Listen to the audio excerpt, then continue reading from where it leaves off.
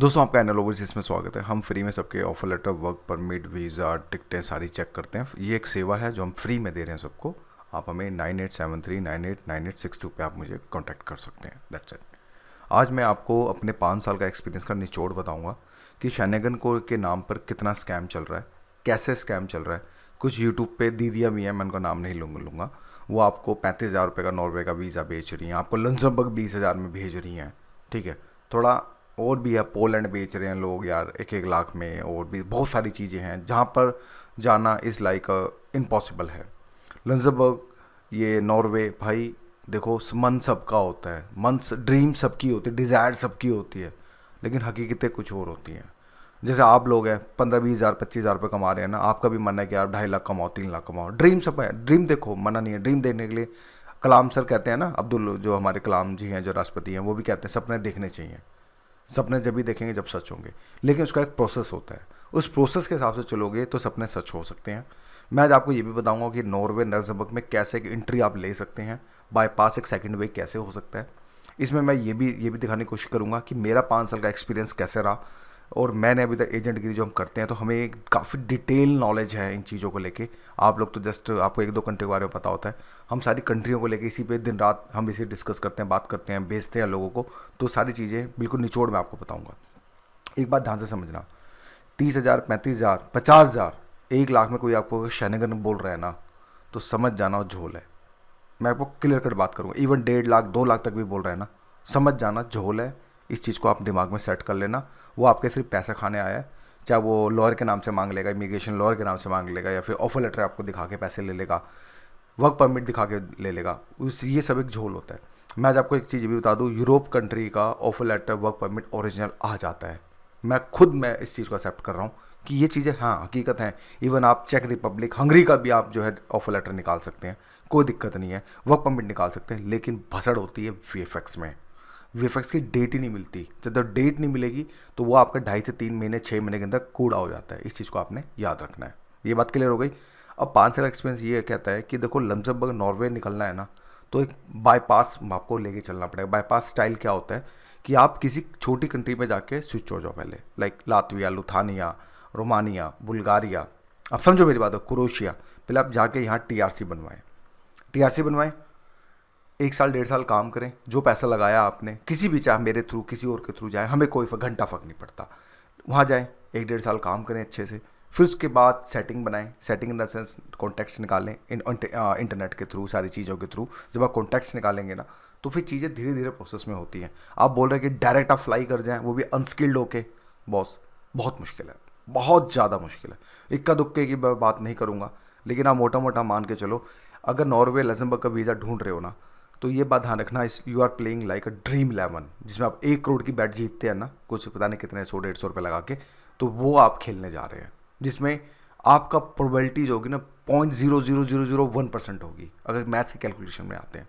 तो उस ड्रीम की तरफ मत भागो, लेकिन उसको चेज करना है ना, तो एक दूसरे स्टाइल में करो, बेर स्टाइल में मैं आपको बताता हूँ। तो ये बात होगी। पहले ना एक्सपीरियंस को समझते हैं। एक्सपीरियंस क्या कहता है, मेरा अभी तक का 5 साल का एक्सपीरियंस क्या कहता है। देखो, अगर आप क्वालिफाइड नहीं है, लाइक 10वीं 12वीं कर रखी है, कुछ नहीं आता, बस 10वीं 12वीं कर लिया ऐसे घसीटे मार के, ठीक है, इंग्लिश टूटी फूटी आती है, तो बॉस आपके लिए यूरोप के कंट्री के अंदर, बड़ी कंट्री के अंदर जाना इस लाइक का चैलेंज होगा। चैलेंज लग्जमबर्ग हो गया। लग्जमबर्ग में मैंने क्या लिखा है, everyone dreaming of becoming a billionaire.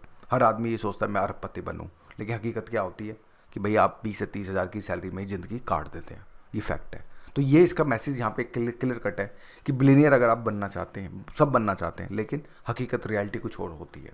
तो वही कहानी यहाँ पे भी है कि लग्जमबर्ग में अगर आप जा रहे हैं, सोच रहे हैं कुछ नहीं होना, पैसे ख़राब करोगे और कुछ नहीं है, बेटर है उस पैसे को दान कर दो, अपने मम्मी पापा को दे दो।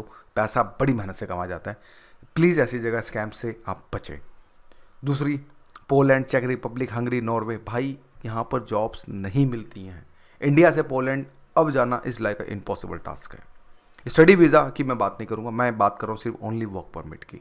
तो इन कंट्रीज़ में अगर आप जाएंगे तो बॉस, बस आपका सच बता रहा हूँ, पागल बनाया जा रहा है, बहुत अच्छे वाला पागल बनाया जा रहा है। आपको सपने दिखाए जा रहे हैं और आपके सपनों के साथ मजाक बनाया जा रहा है, और कुछ नहीं है। क्योंकि लोगों का मजाक बनता है ना, तो बहुत दिक्कत होती है। हमारे पास लोग आते हैं, सीधी बात बोलते हैं, होगा तो हाँ, नहीं होगा ना, सिंपल सी बात है, कुछ और देख ले भाई। तो उस कंडीशन में ये चीज़ भी आपको समझनी पड़ेगी, जैसे कि पोलैंड, चेक रिपब्लिक, हंगरी, नॉर्वे, ये सारी बातें हो गई, इटली, स्पेन, स्वीडन, न्यूडन, ये यहाँ पे सब जाते हैं बंदे, मैं मना नहीं करूँगा। टूरिस्ट वीज़ा ले लो, या फिर हाई स्किल्ड हो, हाई स्किल्ड मतलब बीटेक मार रखा है, एमटेक मार रखा है, आईटी, जेआईटी, ये सारी आपने मतलब क्वालिफिकेशन है, आपको मिल जाएगी। एक्सपीरियंस है, टीसीएस का है, टाटा कंसल्टेंसी का, महिंद्रा का है, आईटी से रिलेटेड है, या फिर अगर आप सुपरवाइजर भी जा रहे हो तो आपके पास रिलायंस का एक अच्छा खासा बैकग्राउंड है, इंग्लिश फ्लुएंट है, ठीक है, तो उस केस में जाते हैं, मैं मना नहीं करूँगा। लेकिन अगर आप 10वीं 12वीं टूटी फूटी इंग्लिश लेके आप सोच रहे हैं कि मैं यहाँ पे निकल जाऊँ, अच्छी अच्छी कंट्रियों में निकल जाऊँ, तो आपका स्टेप गलत होगा। तो एक बीच का रास्ता क्या हो सकता है, उस चीज़ को मैं आप समझाने की कोशिश करूँगा कि कैसे आप अपने शेनेगन के सपने को पूरे कर सकते हैं। इस चीज़ को समझना, क्योंकि यहाँ पे मेन है, जो बंदा सपना देख रहा है उसको सपने को हकीकत में भी बताना जरूरी है। मैं पहले एजेंट जो सच बोल रहा हूँ, बोलता हूँ भाई, सिंपल सी बात है, सच बोल के बंदे आ रहे हैं तो बस क्या दिक्कत है, भी सच बोलो ना यार, सिंपल सी बात है। तो अब देखो, कंट्री जहाँ पे वीएफएक्स एम्बेसी के चैलेंजेस हैं, मतलब इन कंट्रियों को आपने अवॉइड करना है। रोमानिया, बुल्गारिया, स्लोवाकिया, स्लोवेनिया, लोग बेचेंगे आपको, रोमानिया चले जाओ। पता है आपको 1 साल लगता है रोमानिया में, इसका प्रोसेस टाइम। किसी से पूछना आप, अगर एजेंट होगा ना, वो अगर ऑनेस्ट आदमी होगा, वो खुद बोल दे भैया 11 से 1 साल लग जाएगा, ध्यान रखना। और रोमानिया में तो इंटरव्यू भी होता है, वो आपको वो फॉर्मेलिटी के लिए इंटरव्यू नहीं बुलाते, आपके खींच के लेते हैं। बुल्गारिया के तो वीएफएक्स नहीं मिल रही है भाई, मेरे पास इंटरनेशनल कॉल्स आ रही है, अरोड़ा जी बुल्गारिया की निकाल दो जरा, हम निकाल के देते हैं, हम प्रोफेशनल्स हैं, हम हमारे भी कॉन्टैक्ट्स है तो हम निकाल के देते हैं, कमीशन खाते हैं, सिंपल सी बात है, काम करा के दे रहे हैं भाई।